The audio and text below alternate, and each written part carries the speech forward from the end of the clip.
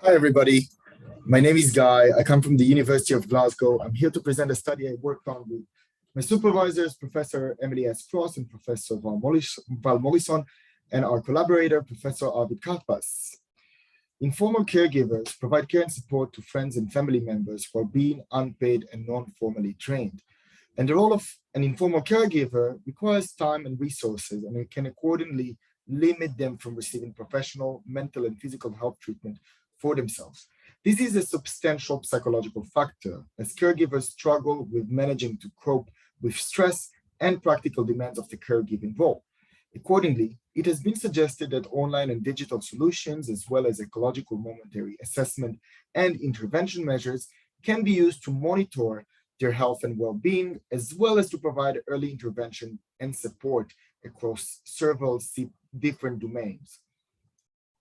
However, these are often non-interactional, are highly dependent on caregivers' active participation, and require full engagement on behalf of the caregiver to log information independently, which can be challenging when going through the caregiving experience.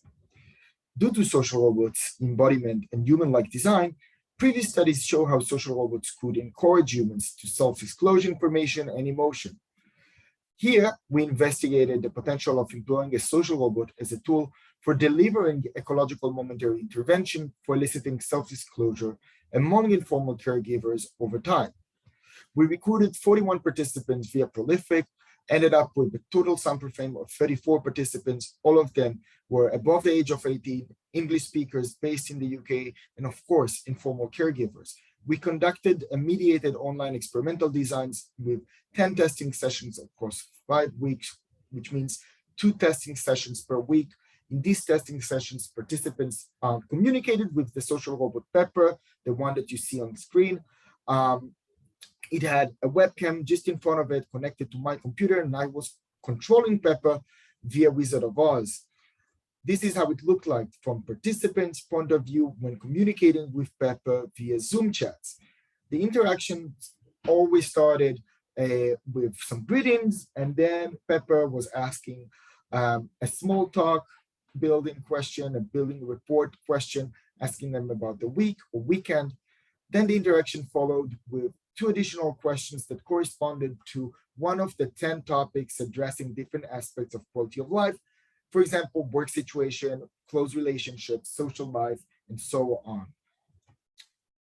We recorded these interactions and extracted factors of durations in terms of seconds, how long it took participants to answer to each of Pepper's questions, and length, the number of words participants used to answer to each of Pepper's questions. We conducted 2 simple linear regressions to test if the session number significantly predicted the disclosure duration and length when interacted with the social robot Pepper. And indeed, we found that the session number had a significant positive effect on participants' disclosure duration, as can be seen in this graph. And as well, session number had a significant positive effect on participants' disclosure length, as can be seen in this visualization. So these preliminary results are particularly interesting due to the unique life situation of the target population, informal caregivers. These individuals are under significant stress and deal with many complex burdens. Accordingly, from the results of this study, we can learn about the value of social robot-led interactions with stressed individuals who might not be suffering from a diagnosed mental condition themselves, but are living with considerably difficult life situation.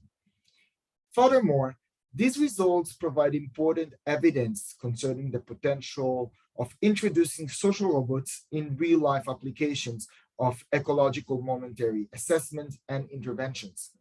Social robots could therefore elicit rich interactions with stressed individuals over time, acquire relevant information from their disclosures, and potentially relieve their stress and burden via engaging them in ongoing discussions that elicit rich self-disclosures. This, of course, will need to be further investigated and empirically evaluated. Thank you so much for listening and attending my talk. My name is Guy. These are my collaborators. If you'd like to contact me or ask questions, please feel free to do so via Twitter or sending me an email. Thank you so much.